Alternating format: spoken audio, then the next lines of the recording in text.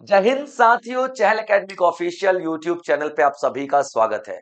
तो दोस्तों, जैसा कि आप सभी को पता है 72nd बीपीएससी की तैयारी शुरू हो चुकी है और मेरे संग पहल अनाउंस किया गया है चहल एकेडमी के द्वारा।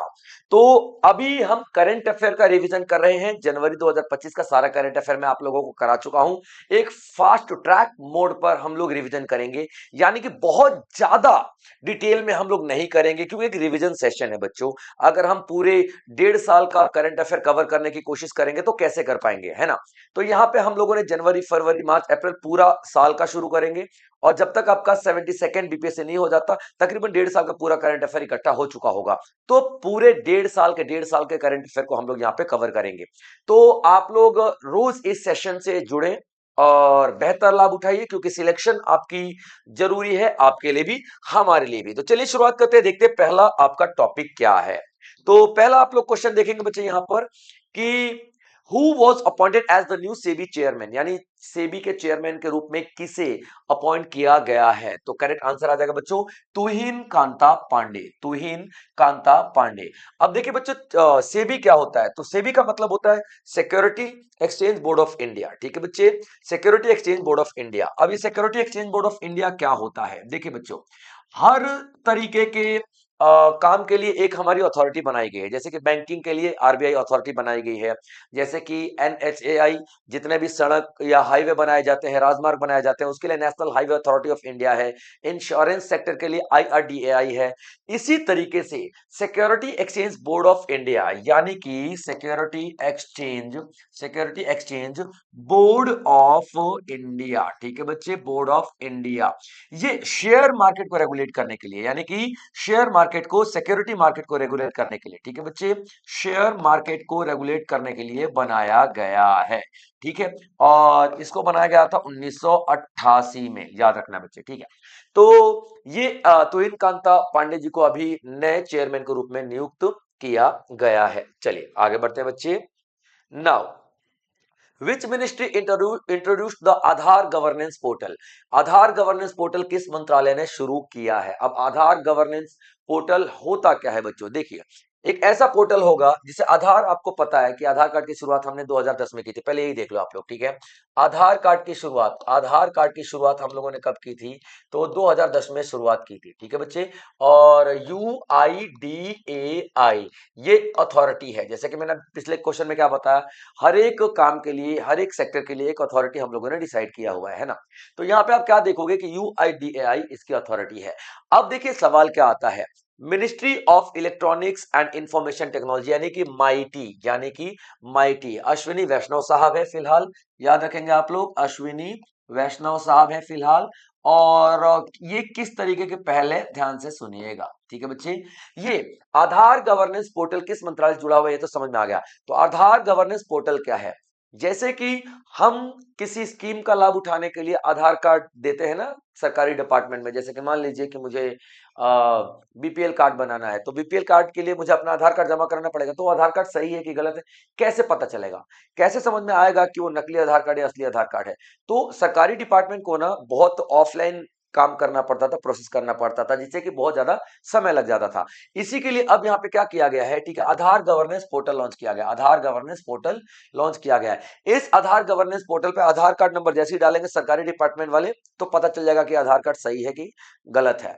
तो ये बहुत आसान काम कर दिया गया, जिससे कि समय भी बचेगा और एफिशिएंसी भी इंक्रीज होगी। तो ministry of electronics and information technology mighty ने ये काम किया है, ठीक है बच्चों, याद रखिएगा, सॉरी। नाउ भारत में बंदरगाह संचालन को मानकीकृत करने के लिए कौन सी पहल शुरू की गई है। तो भारत में देखो बच्चों, one nation one port process शुरू किया गया। वन नेशन वन पोर्ट, इसका क्या मतलब है, देखिए, भारत में बहुत सारे पोर्ट हैं। भारत के पोर्ट है ना जब बच्चों, यानी कि बंदरगाह, भारत के जो बंदरगाह है, बहुत सारे बंदरगाह हैं, अलग अलग राज्य में है। तो अलग अलग राज्य के बंदरगाह है तो अलग अलग नियम है भाई, अलग अलग कानून है, अलग अलग रूल रेगुलेशन है। तो जो भी शिप है, कभी इस पोर्ट पे जाती है, कभी उस पोर्ट पे जाती है, कभी उस पोर्ट पे जाती है, जितने भी एक्सपोर्टर इंपोर्टर हैं, अलग अलग बंदरगाहों से अपना सामान लेते हैं। तो भैया वो कितने प्रोसेस फॉलो करेंगे, कितने रूल्स रेगुलेशन, आज यहाँ है कल उस पोर्ट पे है तो वहां पे उसका रूल रेगुलेशन फॉलो करो। तो सबके रूल रेगुलेशन ड्यूरेशन अलग अलग होने की वजह से डिले बहुत ज्यादा हो जाता है, देरी बहुत ज्यादा हो जाती है। तो one nation one port process की अगर हम लोग बात करते हैं ना बच्चे, ठीक है, तो इसका मतलब यह है कि अब सभी पोर्ट के लिए भारत के बंदरगाहों के लिए एक ही नियम बनेगा। ठीक है बच्चे, एक ही नियम लागू किया जाएगा। जैसे कि वन नेशन वन इलेक्शन वाला कॉन्सेप्ट था ना, कुछ इस तरीके से ही। और ये किस मंत्रालय के अंदर में आता है, तो पोर्ट शिपिंग एंड वाटरवेज मंत्रालय। ठीक है बच्चे, याद रखना। Port port port shipping shipping and shipping and waterways ministry. ठीक है बच्चे, वाटरवेज मिनिस्ट्री की हम यहाँ पर बात करते हैं। ठीक है, port shipping and waterways ministry आप लोगों को देखने के लिए मिलेगी। ठीक है बच्चे, चलिए आगे बढ़ते हैं। Now which country hosted the bilateral cluster meeting with India on connectivity and security? ठीक है बच्चे, याद रखना। कनेक्टिविटी और सुरक्षा को लेकर के भारत के साथ द्विपक्षीय बैठक किसने आयोजित किया है? तो यूरोपियन यूनियन ने। ठीक है बच्चे, यूरोपियन यूनियन के साथ हम लोगों ने अपनी कनेक्टिविटी और सिक्योरिटी को लेकर के बैठक की 2025 के फरवरी में। अब आप लोग यहाँ पे क्या देखेंगे, यूरोपियन यूनियन 27 देशों का एक ग्रुप है। ठीक है बच्चे, 27 देशों का एक ग्रुप है और इसके साथ भारत के बहुत ही अच्छे संबंध आपको दिखाई देंगे। ठीक है बच्चे, याद रखेंगे आप। तो यूरोपियन यूनियन, अब देखेंगे आप लोग यहाँ पे क्या है, यूरोपियन यूनियन में और क्या क्या चीज आप लोगों से पूछी जा सकती है। देखिए, करंट अफेयर पिछले साल का तुम कवर कर ही रहे हैं, साथ में अगर उस ऑर्गेनाइजेशन से रिलेटेड जो करंट अभी चीजें हैं वो भी आपको समझने की जरूरत है। यूरोपियन यूनियन के साथ अभी भारत ने 27 जनवरी 2026 को क्या किया, एक फ्री ट्रेड एग्रीमेंट किया है, फ्री ट्रेड एग्रीमेंट साइन किया है। ठीक है बच्चे, फ्री ट्रेड एग्रीमेंट साइन किया है। अब इसका क्या मतलब होता है बच्चों, इसका हिंदी में मतलब होता है मुक्त व्यापार समझौता। ठीक है बच्चे, क्या, मुक्त व्यापार समझौता होता है, मुक्त व्यापार समझौता। अब मुक्त व्यापार समझौता क्या होता है कि भैया मेरा सामान जब तुम्हारे देश में बिकेगा तो तुम मत टैक्स लगाना, और जब तुम्हारा सामान मेरे यहाँ पे बिकेगा तो मैं भी टैक्स नहीं लगाऊंगा। यहाँ पे टैक्स को हम लोग टैरिफ कहते हैं। ठीक है, चलिए अब आप लोग देखोगे कि यूरोपियन यूनियन कमीशन की जो चेयरमैन है वो, उनका नाम बहुत ज्यादा इंपॉर्टेंट है क्योंकि वही 26 जनवरी को चीफ गेस्ट के रूप में आई थी भारत में। ठीक है, अभी 2026 वाली बता रहा हूँ। ठीक है, क्या नाम है इनका, उर्सुला उर्सुला उर्सुला वॉन देर लियेन। ठीक है बच्चे, और दूसरा देखोगे एंटोनियो कोस्टा, ये कौन है, यूरोपियन यूनियन काउंसिल के चेयरमैन है, काउंसिल के चेयरमैन है। ठीक है बच्चे, काउंसिल का चेयरमैन है। देखिए, कमीशन अलग है, काउंसिल अलग है, तो ये काउंसिल के चेयरमैन है। और क्या नाम है इनका, एंटोनियो कोस्टा। ठीक है बच्चे, एंटोनियो कोस्टा, याद रखेंगे आप लोग। चलिए आगे बढ़ते हैं बच्चे, अगला न्यूज देख लेते हैं। अगला सवाल, भारत और यूएई के बीच कौन सा समझौता 3 वर्ष पूरे कर चुका है? देखिए, 1 मई 2022 को एक समझौता होता है भारत और यूएई के बीच में, जिसको हम क्या बोलते हैं, सीईपीए, सेपा। ठीक है बच्चे, सीईपीए इसका मतलब क्या है, कॉम्प्रिहेंसिव इकोनॉमिक पार्टनरशिप एग्रीमेंट। एक बहुत ही गहराई में जाकर के हम लोग एक दूसरे के साथ इकोनॉमिक पार्टनरशिप करते हैं, एक बहुत स्पेशल एग्रीमेंट हम लोग देखते हैं। तो यूएई और भारत के बीच में 1 मई 2022 को सेपा हुआ था साइन, सेपा। ठीक है बच्चों, याद रखना, सेपा यानी कि कॉम्प्रिहेंसिव इकोनॉमिक पार्टनरशिप एग्रीमेंट किया गया था। ऐसे दोनों देशों के बीच व्यापार बढ़ा, निवेश और आयात निर्यात, तमाम तरीके के इकोनॉमिक एक्टिविटीज का इजाफा देखने के लिए मिला। ठीक है बच्चे, याद रखना। और ये पिछले साल की बात बता रहा हूं, तो 3 वर्ष पिछले साल पूरे हुए थे भाई साहब। ठीक है, 3 वर्ष, थर्ड एनिवर्सरी पिछले साल थी, इस बार फोर्थ एनिवर्सरी आप लोगों को देखने के लिए मिली। ठीक है बच्चे, चलिए आगे बढ़ते हैं। Where was the NASM missile tested? ठीक है बच्चे, याद रखना, NASM मिसाइल एक मिसाइल का नाम है, ये नेवी की मिसाइल है। ठीक है बच्चों, नेवी की शॉर्ट रेंज मिसाइल है। ठीक है, याद रखना, नेवी की शॉर्ट रेंज मिसाइल है। ठीक है, शॉर्ट रेंज मिसाइल है। अब शॉर्ट रेंज मिसाइल यानी कि इसका रेंज कितना है, तो बच्चों मात्र मात्र 55 किलोमीटर का मिसाइल जाएगी, इससे ज्यादा नहीं।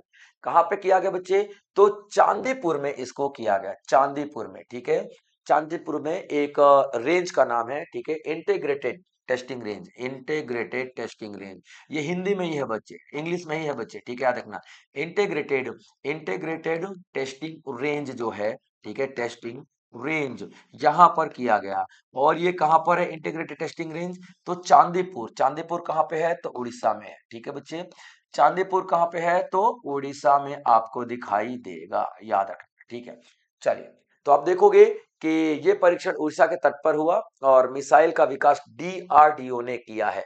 डीआरडीओ का मतलब डिफेंस रिसर्च डेवलपमेंट ऑर्गेनाइजेशन, और डीआरडीओ का जो गठन किया गया था वो 1958 में किया गया था, 58 में किया गया था। चलिए आगे बढ़ते हैं। लूनर लूनर ट्रेल ब्लेजर उपग्रह का वजन कितना है? लूनर ट्रेल ब्लेजर, ठीक है बच्चे, याद रखना। ये मून यानी चांद की सतह पर जाने वाला, चांद की इमेज खींच के लाने वाला, ठीक है बच्चों, चांद की सतह की स्टडी करने के लिए, ठीक है, की स्टडी करने के लिए बनाया गया, ठीक है, याद रखना। और किसने इसका परीक्षण किया है? नासा ने इसका परीक्षण किया है। क्लियर बच्चे? तो आप देखोगे यह चंद्रमा का अध्ययन मिशन का हिस्सा है। इसका अध्ययन का मतलब वहां पे पानी है कि नहीं है तो कहां से आया, ये तमाम तरीके की चीजें आप लोग वहां पे देखने के लिए मिलेंगी, ठीक है। इसका वजन मात्र और मात्र 200 किलो है, यानी छोटा सा एक उपग्रह है, और इसी वजह से इसका इसका 200 किलो इसका वजन आपको देखने के लिए मिलेगा। चलिए आगे देख लेते हैं। अमेरिका का गोल्ड कार्ड कार्यक्रम की फीस कितनी है? गोल्ड कार्ड कार्यक्रम, अब देखिए गोल्ड कार्ड कार्यक्रम क्या होता है। अमेरिका में जो लोग भी बसने जाते हैं, सेटल होने जाते हैं, यानी कि इमिग्रेंट कहलाते हैं वो लोग, है ना बच्चे।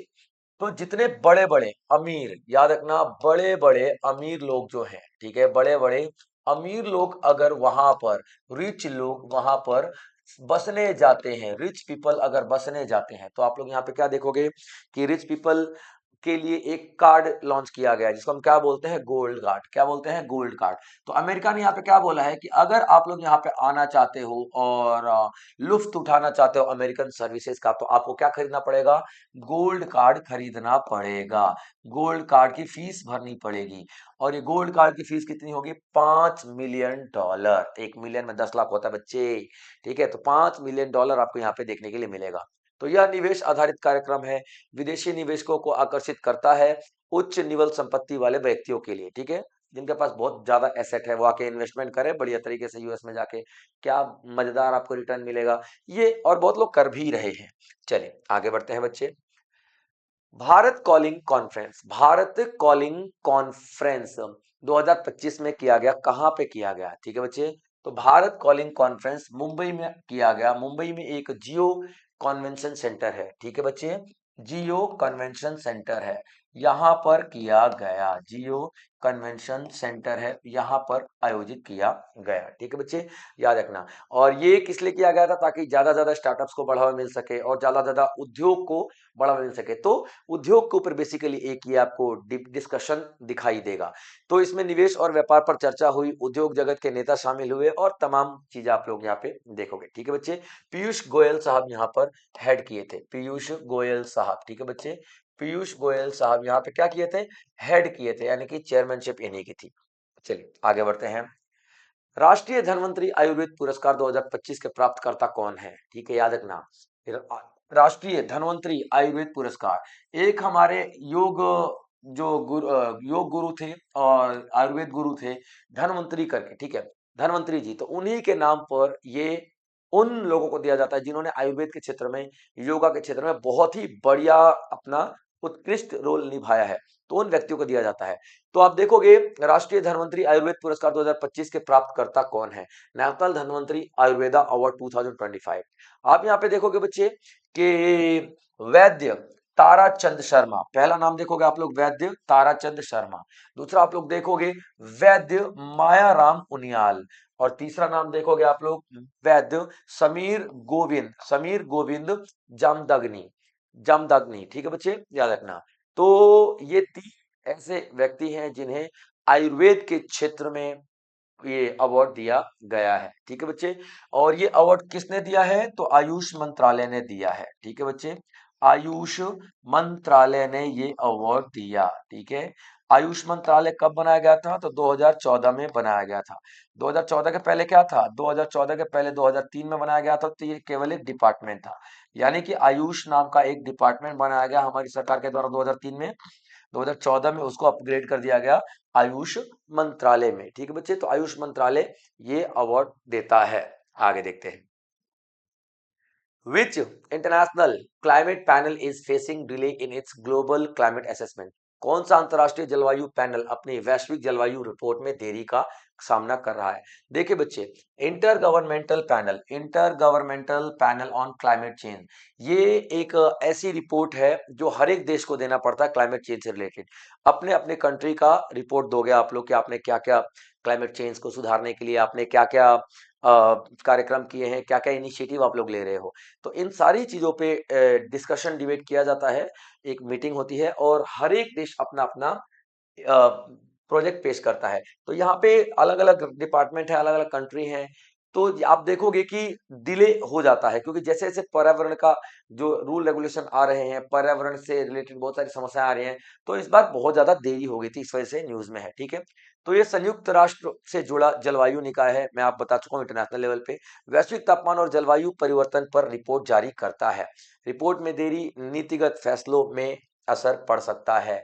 हमने जो टारगेट लिया है कि हम इतना साल तक जलवायु को ठीक कर देंगे, हम कार्बन एमिशन, जैसे भारत ने लिया हुआ है 2070 तक हम लोग नेट जीरो कार्बन एमिशन कर देंगे, तो भैया कैसे कर देंगे अगर देरी होगी तो देरी का जो पॉइंट है न्यूज में इसलिए ज्यादा बना हुआ आपको दिखाई देगा। चलिए आगे बढ़ते हैं बच्चे। सरकार ने कोचिंग सेंटर के छात्रों को कितनी राशि का रिफंड दिलाया? अभी देखिए, कोचिंग सेंटर क्या करते थे कि फीस ले ली तो रिफंड नहीं होता था, और एक फॉर्म पे लिखा रहता था कि फीस भरी हुई वापस नहीं आएगी। आप सिग्नेचर कर देते हो, इसका मतलब आप अग्री कर रहे हो।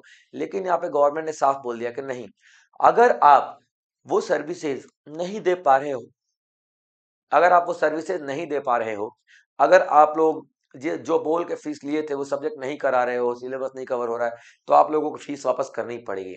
तो यहाँ पे 1.56 करोड़ का देखोगे कि टोटल अभी तक फीस वापस करवाई गई है। ये 2025 फरवरी का आंकड़ा बता रहा हूँ बच्चों। ठीक है बच्चों, याद रखना। तो आप देखोगे कि छात्रों की शिकायतों के आधार पर कार्रवाई हुई, उपभोक्ता अधिकारों की सुरक्षा के लिए कदम उठाया गया, शिक्षा क्षेत्र में पारदर्शिता बढ़ाने का प्रयास है। वरना तो भैया फीस ले ली जाती है और कह दिया जाता है कि करा रहे हैं, और सिलेबस इनका आगे बढ़ता ही चला जाता है। चलिए, who was appointed as the principal secretary second to the prime minister? देखिए, प्राइम मिनिस्टर को एक सचिव दिया जाता है, प्राइम मिनिस्टर को एक सचिव दिया जाता है, जिसको हम लोग सेक्रेटरी कहते हैं। ठीक है बच्चों, सेक्रेटरी कहते हैं, यानी कि प्रिंसिपल सेक्रेटरी कह लो। ठीक है, प्रिंसिपल सेक्रेटरी, ये हम लोग देखते हैं। ठीक है बच्चों, याद रखना, principal secretary, clear point, principal secretary, principal secretary. अब ये काम क्या करता है? मुख्य सचिव ये काम क्या करता है? नरेंद्र मोदी के लिए सारे के सारे काम करेगा, उनको सारे के सारे सलाह देगा। ठीक है, मुख्य सचिव नरेंद्र मोदी को सलाह देगा। लेकिन कई बार ऐसा होता है कि एक सेक्रेटरी उतना सारा बोझ नहीं संभाल पा रहा है, तो हम लोग यहाँ पे दूसरा सेक्रेटरी भी अपॉइंट कर देते हैं। तो दूसरे सेक्रेटरी के रूप में किसे? शक्तिकांता दास जी को अपॉइंट किया गया। शक्तिकांता दास, ये वही शक्तिकांता दास है जिन्होंने अ, आरबीआई के गवर्नर का पद भी संभाला था एक वक्त में, यानी कि आरबीआई के गवर्नर भी रह चुके हैं। तो प्रधानमंत्री कार्यालय में अब, यानी पीओएम में अब महत्वपूर्ण प्रशासनिक भूमिका निभाएंगे, यानी कि डिसीजन मेकिंग में रोल निभाएंगे। ठीक है बच्चे, चलिए आगे बढ़ते हैं। आईएनएस आईएनएस गिलदार के बारे में। आईएनएस गिलदार, ठीक है, कौन सा सेवा मुक्त भारतीय नौसेना जहाज, कौन सा सेवा मुक्त भारतीय नौसेना जहाज को अंडर वाटर म्यूजियम में बदला जा रहा है? ये बदला गया है। तो महाराष्ट्र में सिंधु दुर्ग है। ठीक है बच्चों, याद रखना,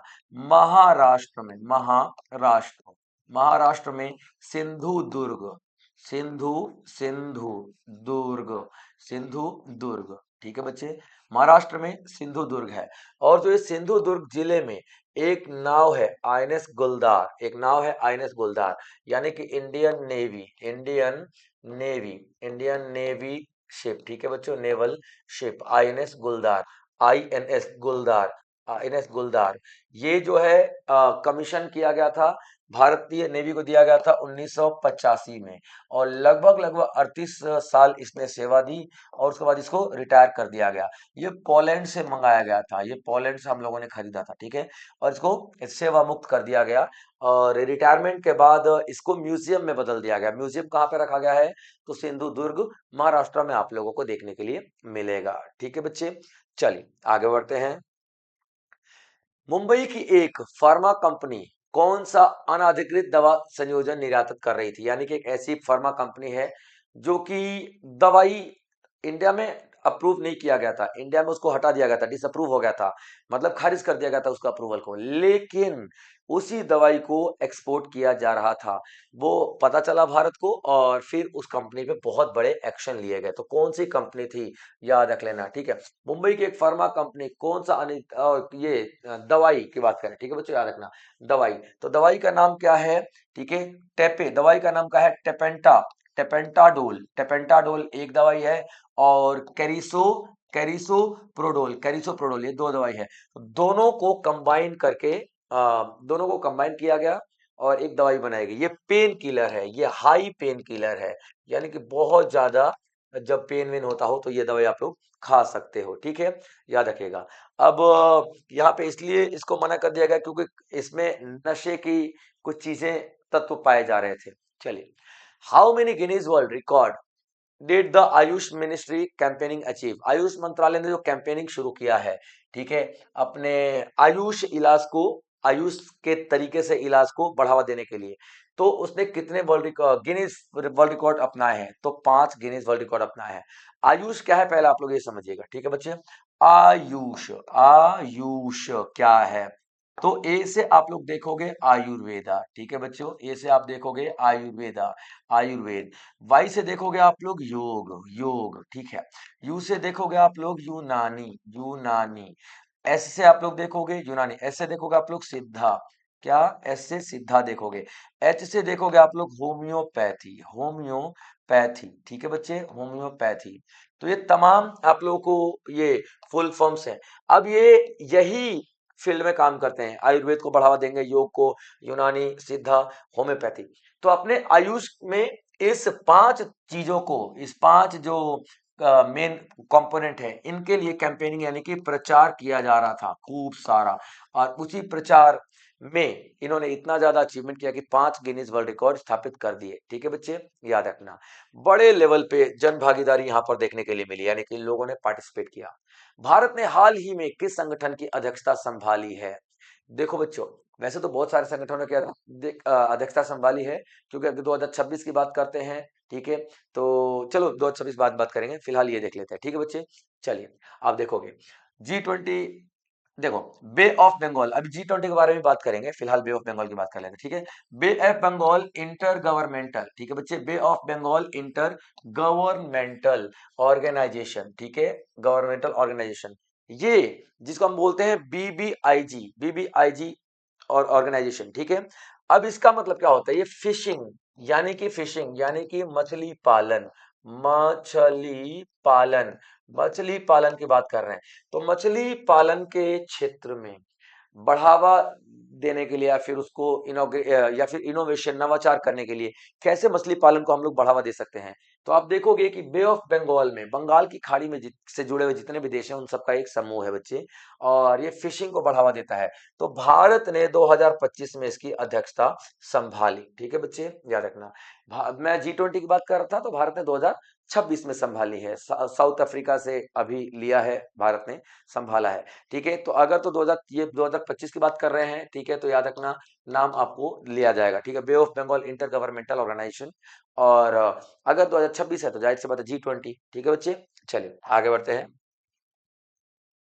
इन which country is exercise, in which country is exercise Dharma guardian 2025 being conducted? देखिए, धर्म गार्डियन एक जापान और भारत के बीच में एक्सरसाइज होती है, ठीक है, जापान और भारत, भारत और जापान, ठीक है बच्चे, जापान, दोनों देशों की आर्मी मिलकर के क्या करती है? एक एक्सरसाइज करती है, जिसको हम क्या बोलते हैं? धर्म गार्डियन, धर्म गार्डियन के नाम से हम लोग जानते हैं, धर्म गार्डियन। अब ये शुरू किया गया था 2018 में, 2018 में। तो इसका 6th छठवां जो संस्करण था ना वो जापान में ही किया गया था, ठीक है, जापान में ही किया गया था। और सातवां अभी अभी अभी, ठीक है, सातवां, ठीक है, सातवां अभी उत्तराखंड में किया गया, ठीक है बच्चे, उत्तराखंड में सातवां किया गया। अभी अभी बता रहा हूँ, चल ही रहा है, ठीक है। तो उत्तराखंड में, तो आप लोग देखोगे कि पिछले साल का पूछा तो जापान, इस साल का पूछा तो भारत, उत्तराखंड, ठीक है बच्चे।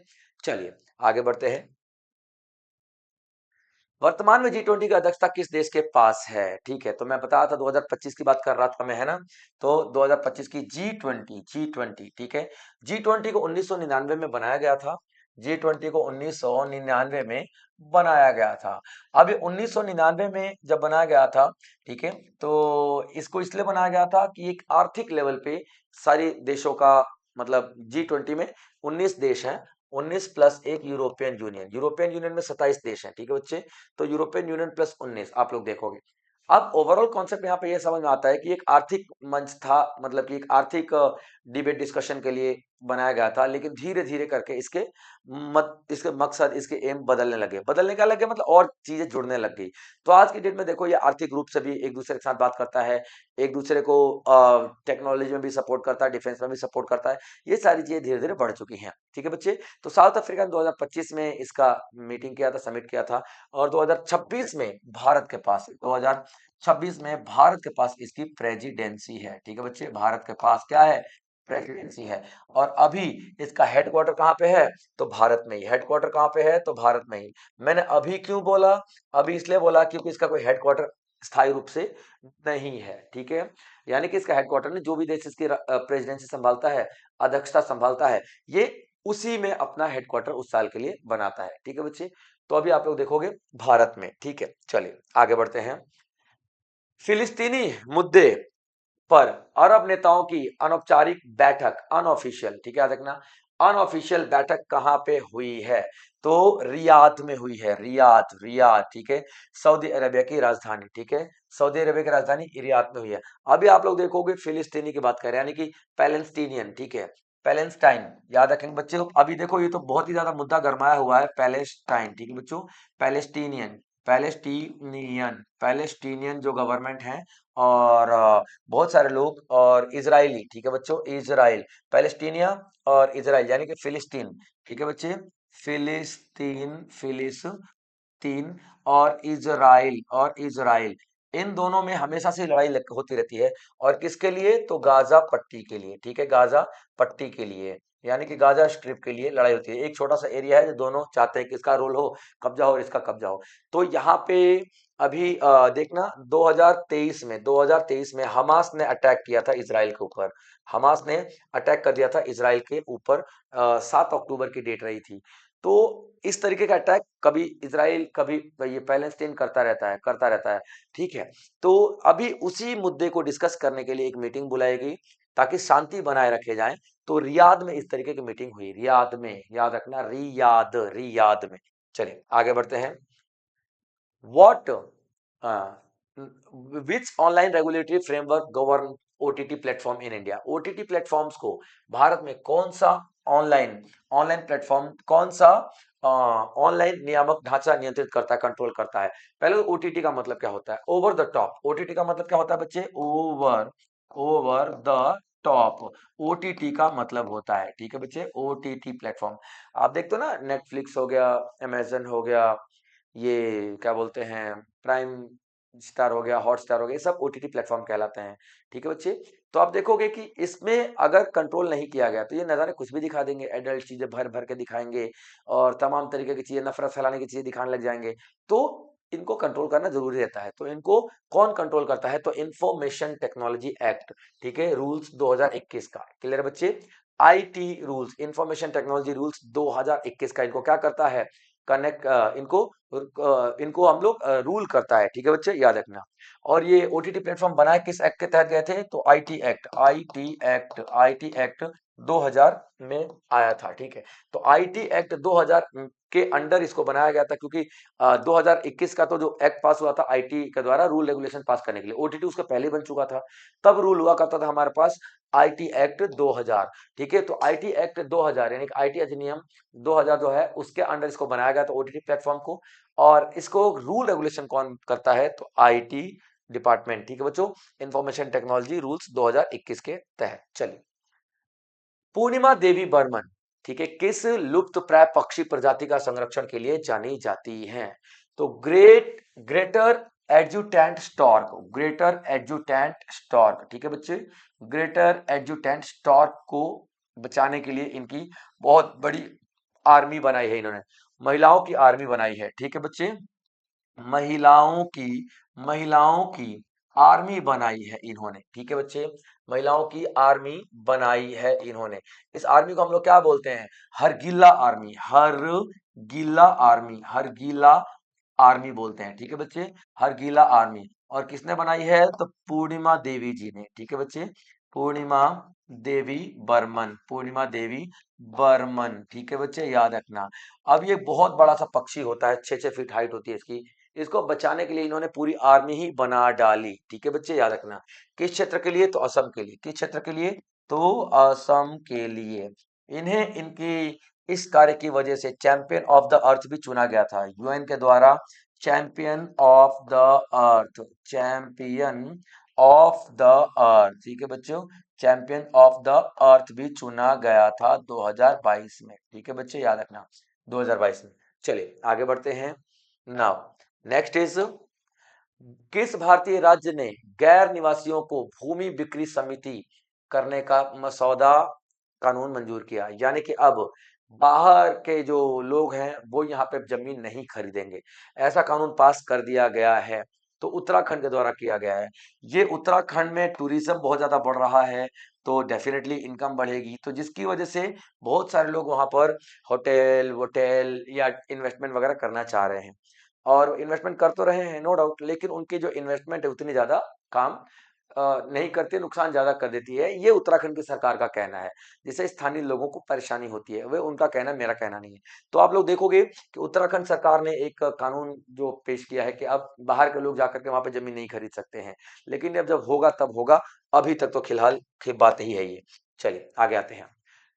विच इंडियन कंपनी ने साइन किया है 1220 crore contract for a radios with the defence ministry, किस भारतीय कंपनी ने रक्षा मंत्रालय के साथ 1220 करोड़ का रेडियो अनुबंध किया है, ठीक है बच्चे, तो Bharat electronic limited, Bharat electronic limited ने, ठीक है, भारत इलेक्ट्रॉनिक लिमिटेड ने संचार उपकरणों का निर्माण करती है, यानी कि टेली कम्युनिकेशन से जुड़े हुए चीजें बनाती है, तभी तो हम यहाँ पे रेडियो की बात कर रहे हैं।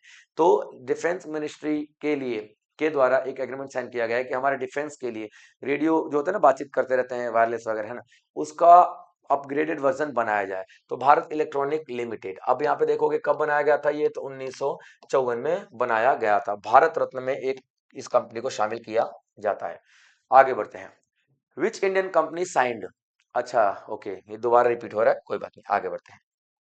अभी देखोगे, सऊदी अरब के साथ मजबूत मीडिया सहयोग के माध्यम से भारत किस शिखर सम्मेलन को बढ़ावा दे रहा है, सऊदी अरेबिया के साथ हम लोग अपना कम्युनिकेशन टेक्नोलॉजी को ज्यादा आगे बढ़ाने के लिए, ठीक है बच्चे, क्या, सऊदी अरब के साथ, ठीक है बच्चे, सऊदी अरब के साथ, अरब के साथ हम लोग क्या बढ़ाने की बात कर रहे हैं भाई साहब, मीडिया और मनोरंजन एंटरटेनमेंट को बढ़ाने की बात कर रहे हैं, ठीक है, याद रख लेना, मीडिया कम्युनिकेशन यानी कि संचार, ये सब बढ़ाने की बात कर रहे हैं, ठीक है, फिल्म जगत, एंटरटेनमेंट वगैरह, हर चीज हम लोग सऊदी अरेबिया के साथ अब जोड़ेंगे।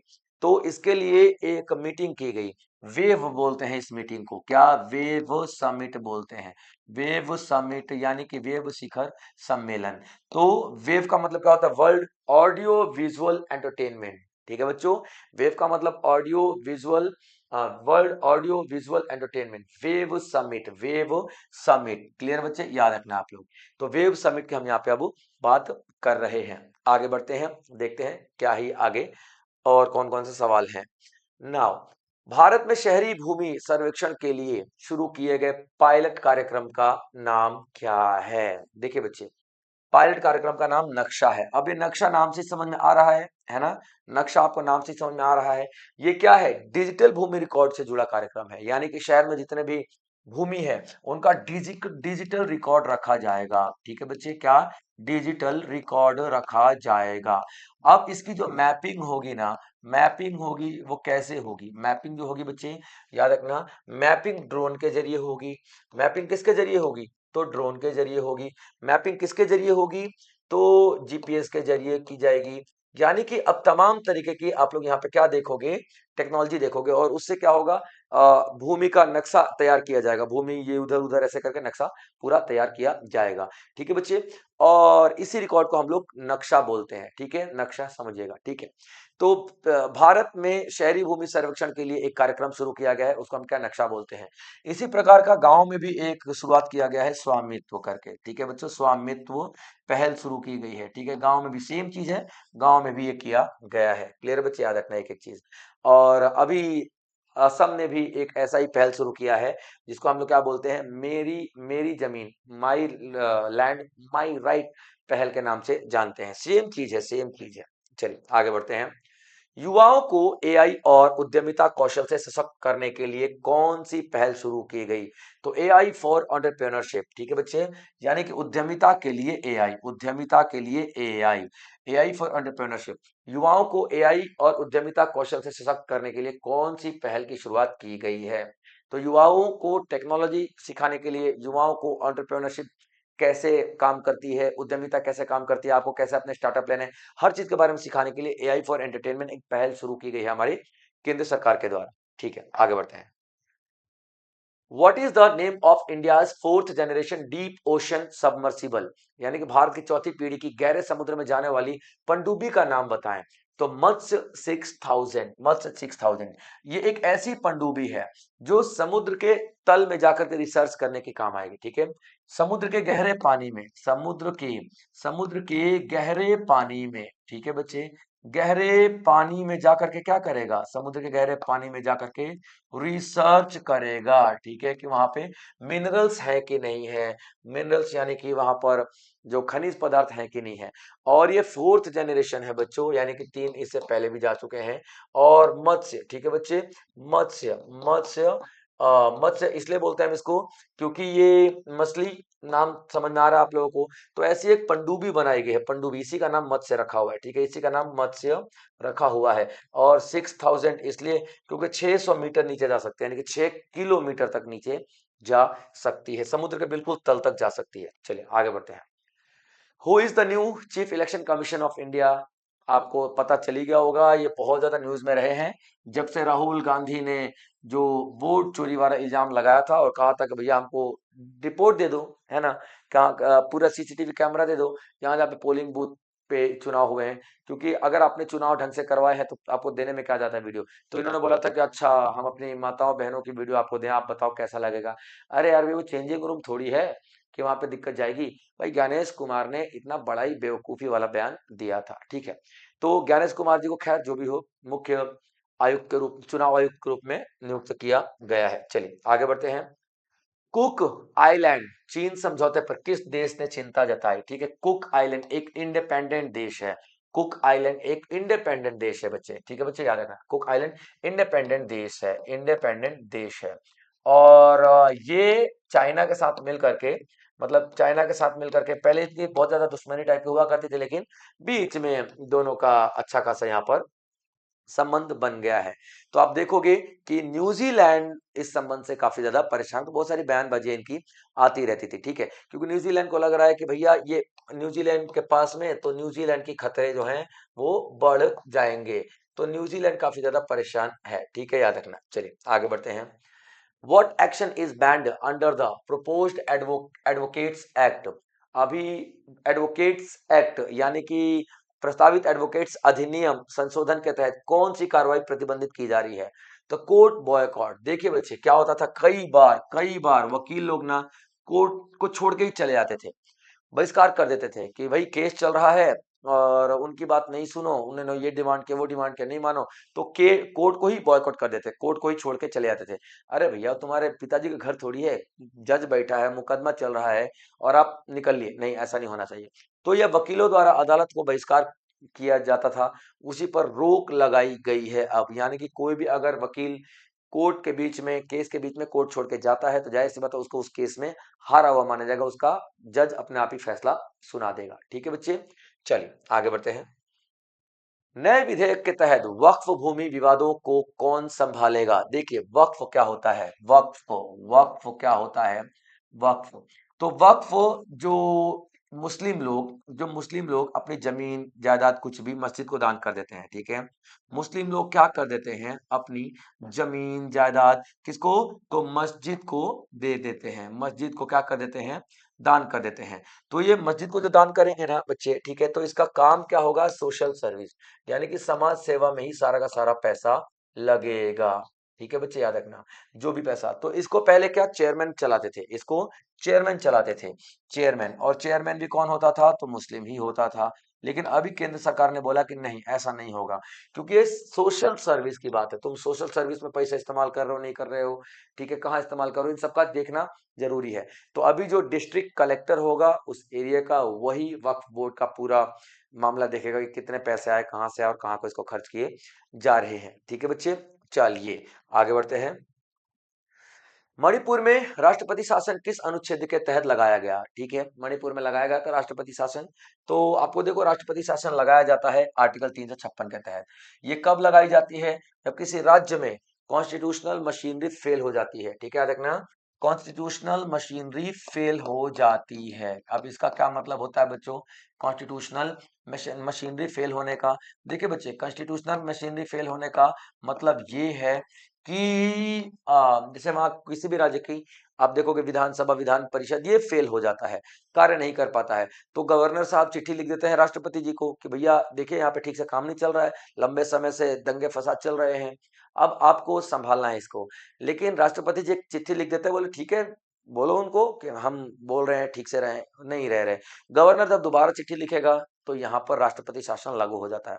तो आप देखोगे मणिपुर में एक बड़ा ही बड़ा विवाद शुरू हो गया था मणिपुर में। ठीक है, एक मैतेई नाम का समुदाय था, है ना बच्चे, था नहीं है अभी भी, और एक कुकी नाम का समुदाय, ये दोनों ही जो है समुदाय, ये दोनों ही जो समुदाय है बच्चे, ये रिजर्वेशन को लेकर के काफी झगड़े में थे, ये रिजर्वेशन को लेकर के काफी ज्यादा झगड़े में थे। अब इसी रिजर्वेशन के वजह से बहुत ज्यादा इनका झगड़ा शुरू हो गया, दंगे शुरू हो गए, मारकाट शुरू हो गया। तो काफी समय तक ये चलता रहा, जिससे राज्य में कॉन्स्टिट्यूशनल मशीनरी यानी कि संवैधानिक तंत्र फेल हो गया, जिसकी वजह से राष्ट्रपति शासन लगाना पड़ा 356 आर्टिकल के तहत। ठीक है बच्चे, चलिए आगे देखते हैं। फ्रांस के फ्रांस में प्रधानमंत्री नरेंद्र मोदी ने किस परमाणु परियोजना का दौरा किया? और दौरा तो किया, एग्रीमेंट भी किया इनके साथ काम करने के लिए।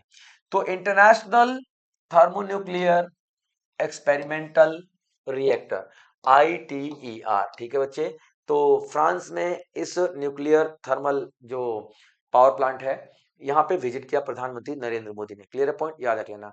तो ये ऊर्जा बनाता है, बिजली बनाता है, बस इतना याद रखना आपको। अच्छा, who was elected as the Greece new president? Greece के नए राष्ट्रपति के रूप में किसे नियुक्त किया गया? ग्रीस के नए राष्ट्रपति के रूप में किसे नियुक्त किया गया? तो याद रखना बच्चों, ठीक है, कॉन्स्टेंटाइन टेजोलस को ग्रीस के नए राष्ट्रपति के रूप में नियुक्त किया गया है। तो ग्रीस की संसद द्वारा निर्वाचित किया गया संवैधानिक प्रमुख पद है, डेफिनेटली सभी को पता है बच्चों। ठीक है, तो आप लोगों को इनका नाम याद रखना है, ग्रीस के राष्ट्रपति। चलिए आगे बढ़ते हैं। Which toxic chemical in cigarette smoke causes DNA mutation? यानी कि सिगरेट के धुएं में कौन सा विषैला रसायन DNA में परिवर्तन लाता है? तो याद रखना आप लोग बच्चे, ठीक है, कि बेंजो बेंजो ए बेंजो ए पायरिन जो एक नशीला पदार्थ तो है ही है, और हमारे DNA को खराब कर देता है, चेंज कर देता है, परिवर्तित कर देता है। तो ये बहुत ज्यादा नुकसान होता है, और यही धुएं में निकलता है सिगरेट के। ठीक है बच्चे, याद रखना। तो कैंसर बहुत ज्यादा क्रिएट करता है, इसी की वजह से होता है। चलिए आगे बढ़ते हैं। ADNOC which Indian ADNOC gas के साथ LNG लिक्विफाइड नेचुरल गैस समझौता किस भारतीय कंपनी ने किया है? ठीक है बच्चे, याद रख लेना। तो एलएनजी क्या होता है? Liquefied natural gas. Clear point? Liquefied natural gas. तो एक कंपनी है एडीएनओसी, और किसके लिए समझौता किया जा रहा है? एलएनजी के लिए, लिक्विफाइड नेचुरल गैस के लिए। तो कौन सी कंपनी? भारत की। तो इंडियन कंपनी, ठीक है, इंडियन ऑयल कंपनी जो है भारत की, ये एग्रीमेंट कर रही है कि भैया अब इनसे हम लोग तेल खरीदेंगे, तेल का व्यापार करेंगे। ठीक है बच्चे, दोनों मिलकर के तेल बनाएंगे भी, यानी रिफाइन भी करेंगे। चलिए आगे देखते हैं। Which two Indian states are covered under the tomato transportation scheme? देखिए बच्चे, टमाटर, टमाटर का एक्सपोर्ट किया जाना, ठीक है बच्चों, टमाटर को एक्सपोर्ट किए जाने की हम यहाँ पे बात कर रहे हैं। टमाटर को एक्सपोर्ट किए जाने की बात कर रहे हैं, ठीक है, याद रखिएगा।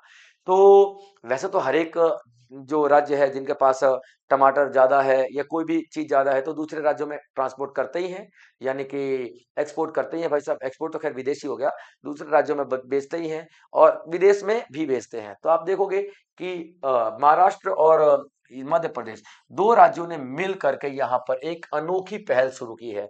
यानी कि काम नहीं, बहुत ही एक प्रॉपर तरीके से सिस्टम के साथ, टैक्स वैक्स सब कुछ प्रॉपर सिस्टम के साथ इन्होंने क्या शुरू किया है?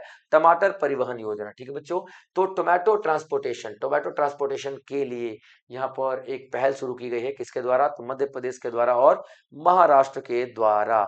और ये याद रखना, दूसरे देशों में तो भेजेंगे ही भेजेंगे, ये एक दूसरे में सबसे ज्यादा भेजेंगे कि भैया मेरे यहाँ टमाटर की कमी होगी तो उसी रेट में तू मेरे को दे दियो, तेरे यहाँ कमी होगी तो मैं दे दूंगा। तो ऐसे दोनों देशों, दोनों राज्यों में जो है वो आपका बरकरार रहेगा, प्राइस बहुत ज्यादा बढ़ेगा नहीं। ठीक है बच्चे, याद रखना आप लोग।